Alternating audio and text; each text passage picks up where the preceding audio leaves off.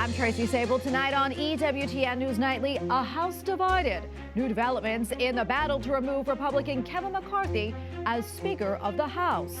Eye on the Synod. As a global gathering is set to begin, Pope Francis responds to a series of questions from 5 cardinals. Humanitarian aid. How the Red Cross is helping tens of thousands of Christian refugees in Armenia. And Talking Turkey. A new book by EWTN's own Raymond Arroyos reveals the start of a historic White House tradition. These stories and more tonight. From EWTN, the Global Catholic Network, this is EWTN News Nightly. Thank you for being with us. Our top story tonight, Congress avoided a government shutdown at least until mid-November, and now their efforts are focused on passing a dozen spending bills to keep federal agencies funded. But first, House lawmakers are now dealing with a motion to remove Republican Speaker Kevin McCarthy. For more on that, let's check in with Capitol Hill correspondent Eric Rosales. Eric? Well, good evening, Tracy. Last night, Republican Congressman Matt Gaetz of Florida filed a motion to remove Speaker Kevin McCarthy, who he says that broke a number of promises made to GOP members last January. A number of lawmakers did react to that motion prior to today's historic vote. Well, I have enough Republicans where at this point next week, one of two things will happen. Kevin McCarthy won't be the Speaker of the House, or he'll be the Speaker of the House working at the pleasure of the Democrats. At the end of the day, keeping government open and paying our troops was the right decision. I stand by that decision. At the end of the day, if I have to lose my job over it, so be it. The reality is that Matt Gaetz would need Democrat support to remove Speaker McCarthy. And the fact that he is willing to do that shows, obviously, that he doesn't care about governing in a conservative House majority. Given the set of circumstances he has faced as Speaker, all of the dynamics internally within our conference and facing the House and the country, I think he's done a good job. So as of right now, you're a no? Yes, I'm a no on a motion to vacate, and I will fight anybody if they try to expel Matt Gaetz. Well, for only the second time in history, a vote did take place to remove the Speaker of the U.S. House, in this case, Republican Kevin McCarthy. And also, for the first time in history, Kevin McCarthy has been removed. The speakership is now vacant. After debating the past actions of the Speaker for nearly an hour, a final vote was taken, and the vote actually did come in 210 to 216 in favor of getting McCarthy out. The next step for Republicans will be to put forth a number of names for a replacement. Meanwhile, Kevin McCarthy will have the opportunity to choose a temporary speaker until an election is held. Tracy? Eric, some big news there. I want to switch gears. Now, I understand another congressman was the victim of violent crime last night. Tell us what happened. That is correct. Texas Congressman Henry Cuellar was carjacked at gunpoint here in Washington, D.C. It actually took place in the Navy Yard area. The congressman says that 3 men pointed a gun to his head and got his phone and car keys. His white Honda was discovered a short time later, but the 3 men remain on the run. Here in D.C. alone, there have been more than 750 carjackings since the beginning of this year. So, it's, just a terrible situation up here on Capitol Hill for a number of lawmakers. But again, we want to get back to our top story. Speaker of the House, Kevin McCarthy, is removed. The speakership is vacant at this point. A replacement will be named within the next few hours. Tracy? Okay, thank you so much, Eric, for that. And in other news, LaFonza Butler made history today as the first openly LGBTQ plus person to represent California in the U.S. Senate. She is filling the seat of late Senator Dianne Feinstein. So help you God. I will. Congratulations. Congratulations. Butler is the former president of Emily's List, a pro-abortion rights political group. She was sworn into office by Vice President Kamala Harris. Butler's seat is up for re-election in 2024. Well, New York City is now allowing abortions via telehealth after appointments with providers and following an approval process. Women will be able to receive a medication abortion kit in the mail. Democrat Mayor Eric Adams says that he will never stop working to make abortion accessible to the city's residents. The Supreme Court of Colorado is set to hear a case against a Christian baker who refused to make a cake to celebrate a so-called gender transition. Jack Phillips had won a similar case at the U.S. Supreme Court back in 2018 after he refused to make a cake for a same-sex wedding ceremony. Earlier this year, a state court of appeals ruled against Phillips. The baker's attorney says that he is pleased Colorado's highest court will hear the case. President Joe Biden convenes a call with allies and partners from across the globe. At issue, Ukraine and its ongoing battle with Russia. The meeting comes as President Biden urges lawmakers to approve more aid for Ukraine. The U.S. has approved 4 rounds of aid to Ukraine in response to Russia's invasion, totaling about $113 billion. White House correspondent Owen Jensen reports. Tracy, that call President Biden held took place this morning with world leaders as well as the NATO Secretary General. In a readout from that call, the White House says President Biden reaffirmed the United States' commitment to supporting Ukraine for as long as it takes. National Security Council spokesman John Kirby addresses reporters in the White House press briefing room. Front and center, support for Ukraine. On the call, none of the foreign leaders expressed concerns about continued U.S. support. They understand what's going on up on Capitol Hill. The other day, President Joe Biden signed legislation that kept the U.S. government funded, but it did not include his request for billions of dollars to help Ukraine fight Russia. We cannot, under any circumstances, allow America's support for Ukraine to be interrupted. Time is not our friend. Meanwhile, President Biden's son, Hunter, heads to court in Delaware, where he pleaded not guilty to 3 federal firearms charges. And back in the briefing room, this is an independent Department of Justice investigation. It has been, and which has been led by one of the prosecutors from the last administration. The plea sets the case on a track toward a possible trial in 2024, while President Biden is running for re-election. And President Biden's main contender for the White House also showed up at court in New York. Former President Donald Trump appeared for the second day of his business fraud trial. Trump insisting today that the case should be dismissed. Because of the fraudulent numbers she's given, many of which, Mar-a-Lago is just one example. We have other examples that are almost as good, in some cases might even be better.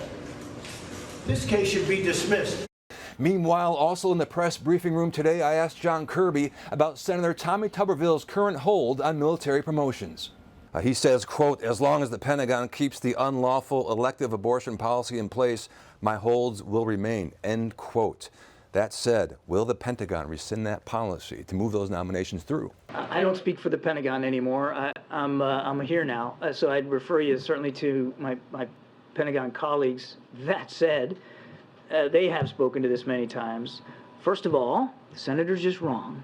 It's not an unlawful policy. It's perfectly legal, perfectly in keeping with the law. He says it violates the Hyde Amendment. It doesn't. They've done a legal scrub at this at DOD. It's just wrong.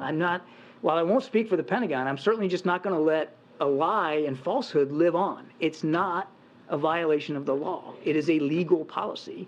Now, I also asked John Kirby how it all ends, and he told me he can't predict it, but he called the senator's hold ridiculous. Meanwhile, 5,000 veterans have written a letter in support of Senator Tuberville's stance. At the White House, Owen Jensen, EWTN News Nightly.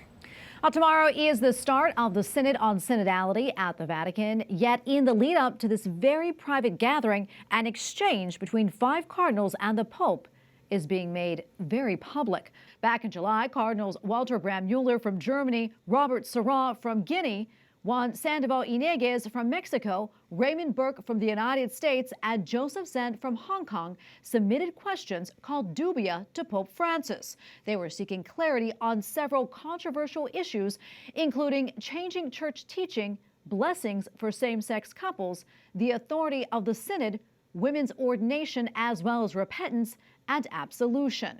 Yesterday, the Cardinals published their original questions and follow-ups seeking additional clarity. In return, the Vatican released Pope Francis's initial response to the first set of questions. And joining us now is Jonathan Lidl, senior editor of the National Catholic Register. Jonathan, great to see you again. Okay, first off, could you please explain to us what are dubia? Yeah, Tracy. So dubia comes from a Latin word that means doubts or questions. So submitting dubia to the Vatican is a way for church leaders to seek clarity on matters of doctrine and discipline that have been called into question in some way.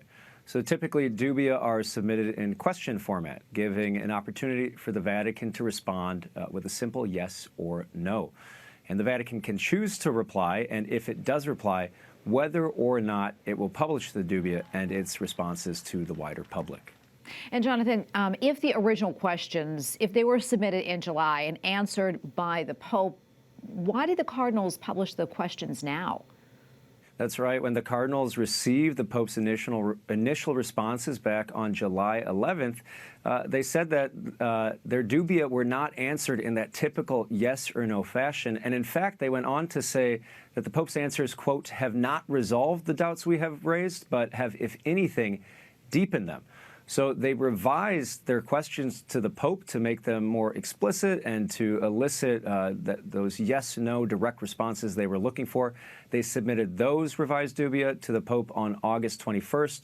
But after they received no response from the Holy Father, they decided to go public with those dubia yesterday morning. And of course, Tracy, to keep in mind, the whole reason the cardinals submitted these dubia in the first place was to try to bring clarity to the Church's teaching, quote, in view of various declarations of highly placed prelates who have spoken about using the upcoming Synod on Synodality to promote views that the cardinals say are openly contrary to the constant doctrine and discipline of the Church. So really an attempt to have some clarity before we begin this important Synod on Synodality. And Jonathan, what's the Vatican's response? Well, Tracy, yesterday, only hours after the cardinals went public with their dubia, the Vatican released the Pope's responses to their original questions. Additionally, Cardinal Victor Manuel Fernandez, who is the new head of the Vatican's Doctrine Office, he criticized these 5 cardinals. He said that the Pope had already answered their questions and that they were treating the Holy Father as if he were, quote, their slave for running errands. So some very charged words from the Vatican. And what about Pope Francis's response? I mean, how significant was it?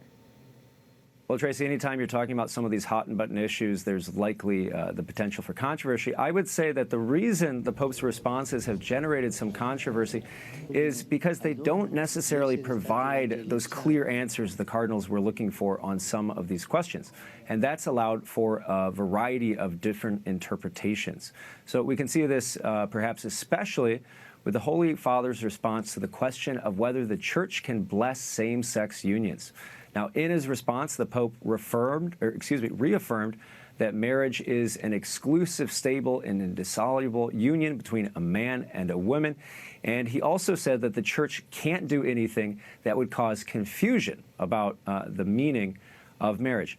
However, the Pope, in that response to that question, he went on to say that pastoral prudence, and this is a quote, must adequately discern whether there are forms of blessing requested by one or more persons that do not transmit a mistaken conception of marriage. For when a blessing is requested, one is expressing a request for help from God.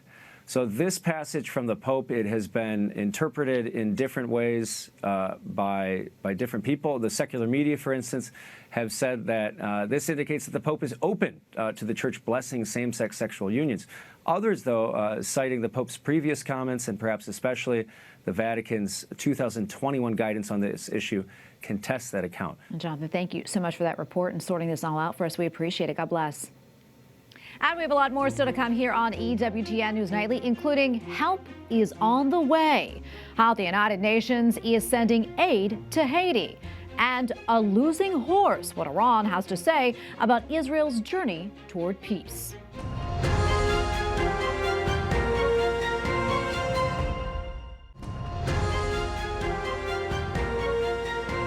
The Red Cross says that more than 100,000 people have fled the capital of Nagorno-Karabakh, leaving behind a nearly empty city.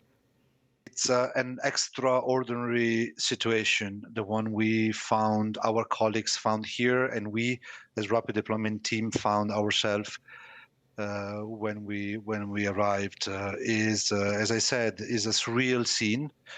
Once a bustling city is now completely deserted. Well, the mass exodus began after Azerbaijan's attack on the majority Christian region. The last bus-carrying ethnic Armenians left Nagorno-Karabakh on Monday, where the United Nations has officially approved a multinational armed force led by Kenya to go to Haiti and fight gangs. Kenya's president expressed gratitude upon hearing the approval. This will be the first time in 20 years that a force would be deployed to the troubled Caribbean nation. Iran's supreme leader is calling Israel, quote, a cancer.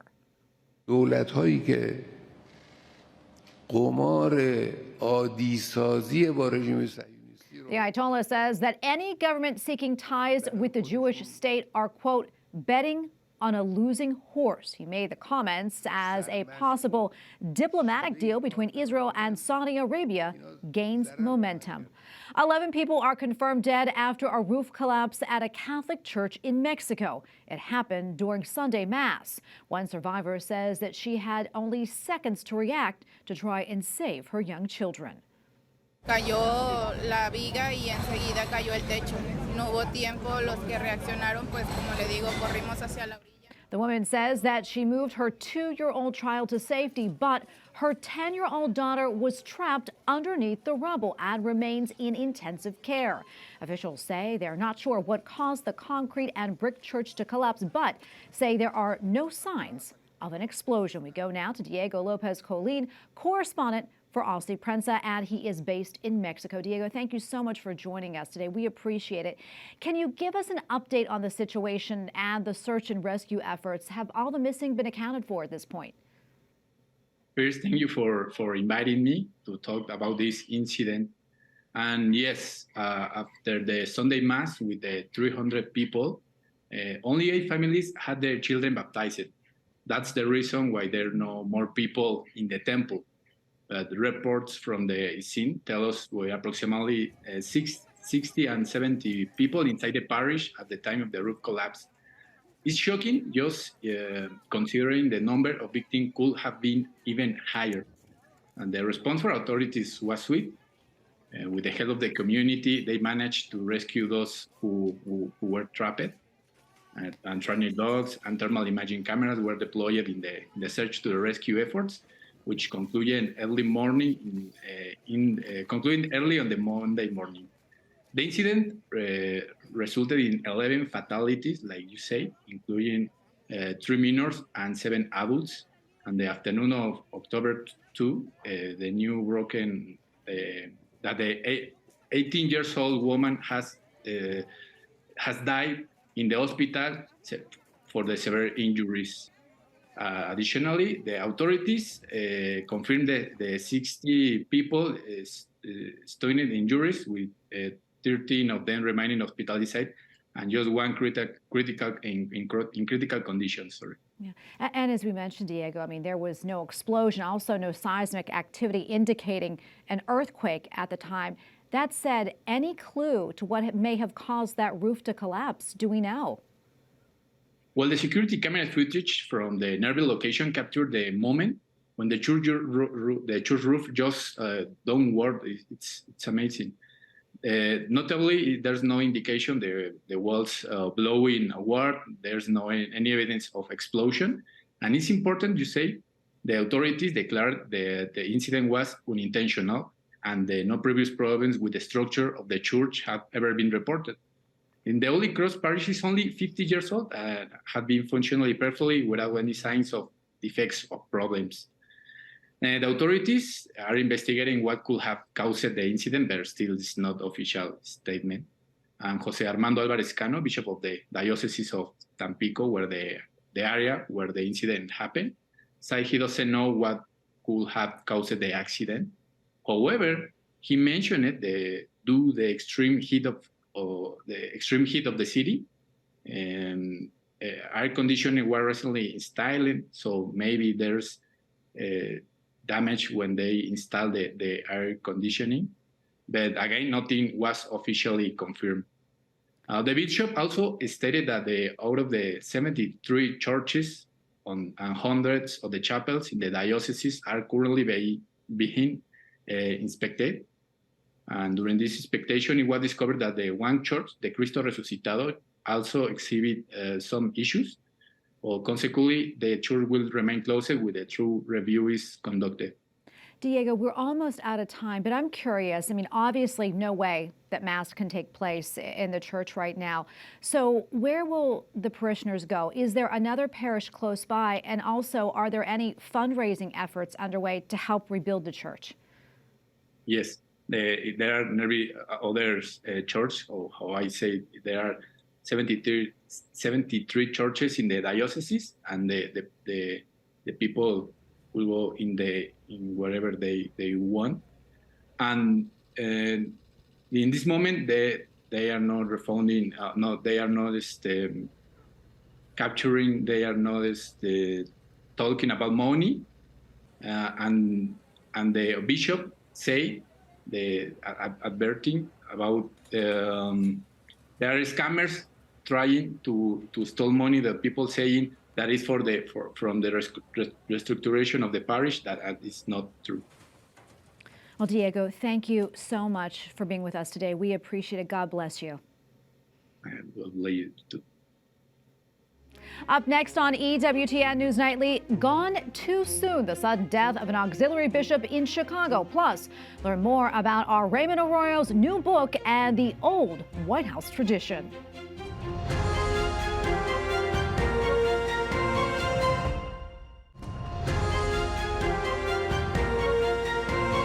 Auxiliary Bishop of Chicago, Bishop Kevin Birmingham, passed away in his sleep Sunday night. The 51-year-old's cause of death is unknown. The Archdiocese offers prayers for his mother and the repose of his soul. His fellow auxiliary bishop describes Bishop Birmingham as having had a pastoral heart.